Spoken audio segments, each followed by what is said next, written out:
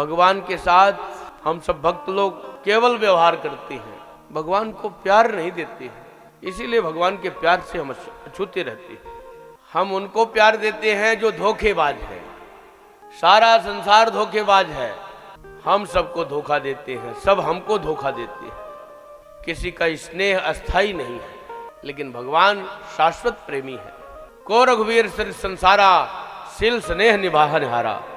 भगवान प्रेम का निर्वाह करने वाले हैं, लेकिन भगवान का कोई साथ नहीं देता है। भगवान का कोई सच्चा प्रेमी नहीं है। भगवान के साथ क्या व्यवहार हम लोग करते हैं? किसी अलमारी में रख देंगे भगवान को। भगवान के लिए जगह अलमारी, अपने लिए बेड बिस्तर, अपने बच्चों के लिए, अपने पति के लिए, अपने पत्नी के लिए, अपने माता पिता के लिए क्या है? बेड बिस्तर है। अपने लिए पंखा है, भगवान के लिए पंखा नहीं है। अपने लिए 10 प्रकार का भोजन है, भगवान के लिए चिरौंधी दाना और एक गिलास दूध। भगवान तुमको अपना मानेगी? ऐसे में कैसे मानेगी?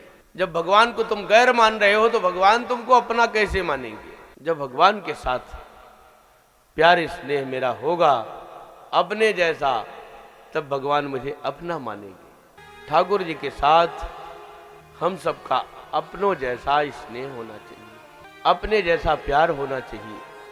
जब तक अपने जैसा प्यार नहीं होगा तब तक भगवान हमारे ऊपर पूर्ण कृपा नहीं करेंगे। भगवान को, गुरुदेव को अपना मानो चाहे नहीं मानो, भगवान मानो चाहे नहीं, लेकिन अपना मानना आवश्यक है। अपना जब मानोगे, जिनको जिनको हम अपना मानते हैं, जहां जहां संबंध हमारा संसार में है, वहां वहां हमारा प्रेम सहज में है। ऐसे ही भगवान हमारे संबंधी हो जाएंगे तो हमारा प्रेम भगवान से सहज में हो जाएगा। भगवान ने सोचा मैया का मेरा सहज संबंध है, मेरे को अपना लाला मानती है, इसीलिए उसका इतना प्रेम है। यदि भगवान मानने लगेगी तो भगवान के साथ वो प्रेम फिर नहीं रह जाएगा। अतः मैं मैया को नहीं छोड़ने वाला हूँ। भगवान ने उसके मन से सब भुलवा दिया, सब भूल गया। मैया कहती है, लाला ना जाने मैं तेरे आंख में कुछ अलाय वलाय देखी। अरे मैया, तुमको स्वप्न होता हुआ होगा, मेरे मुख में तो कुछ नहीं है, देख ले। मुख खोल करके फिर दिखाया कन्हैया ने, मुख के अंदर कुछ भी नहीं देखा। मैया कहती है, वृद्धावस्था आ गई, पता नहीं क्या क्या दिखता रहता है। बस कन्हैया ने अपनी मधुर वाणी से मोहित कर लिया। कन्हैया को गोद में लेकर के मैया अपना पैपान कराने लगी। और उसी समय कन्हैया ने एक प्रस्ताव रखा, मैया ये बताओ कि दूध प्यारो लगे कि पुत प्यारो लगे?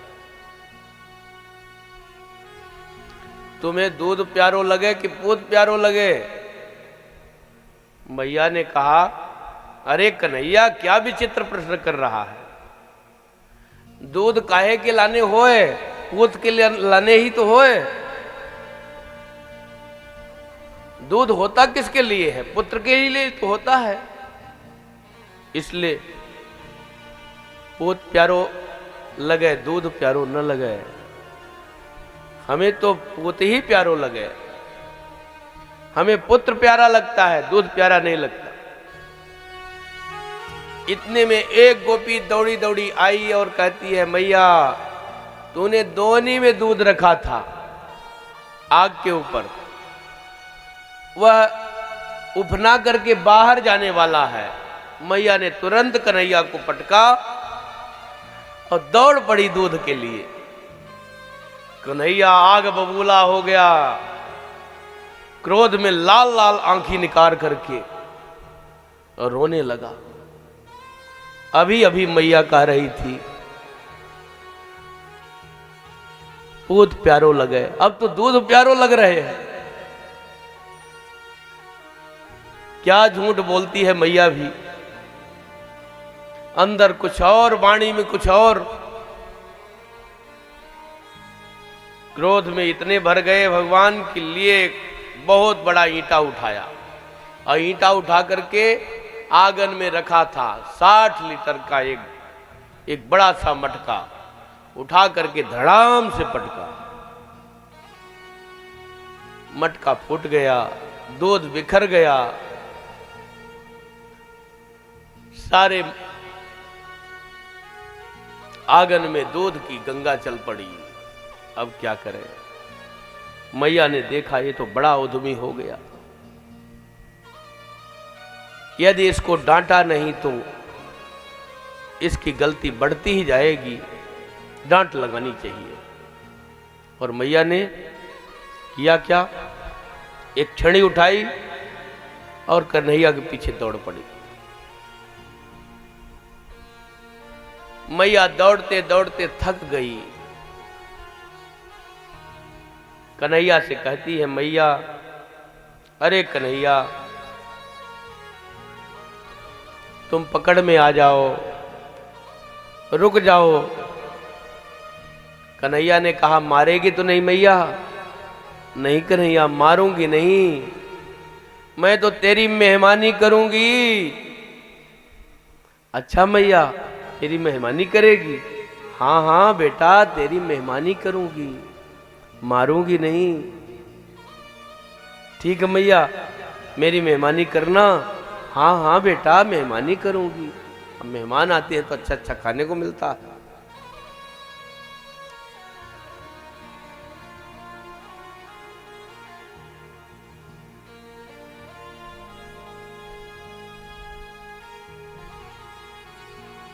मैया ने पकड़ा और कन्हैया को रोते हुए देख करके, जब पकड़ा है तो कन्हैया रोने लगा तो रोते हुए देख करके दया आई, परंतु सोचती है दया आ जाएगी तो पता नहीं कितना उदंड हो जाएगा, आगे चल के इसका कोई ठिकाना नहीं, क्या क्या करेगा।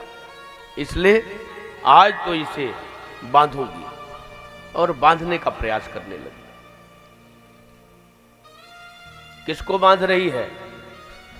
न चांतर न बहिर्यस्य न पूर्वम नापि चापरम, पूर्वापरम बहिश्चांतर जगतो यो जगत्ययः।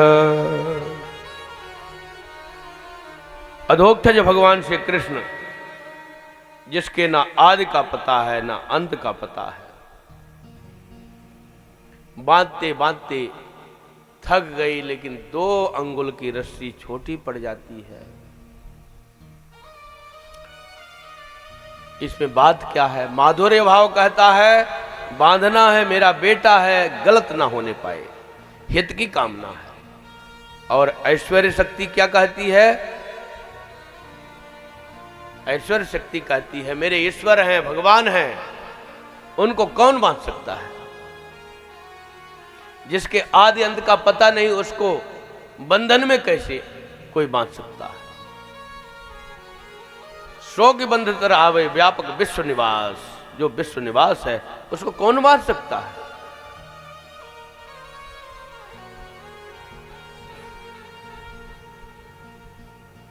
थक गई मैया बांधते बांधते, पसीना छूट गया। भगवान ने देखा मैया बहुत थक गई है, कृपया शेष स्वबंधने, कृपा करके बंधन में भगवान आ गए।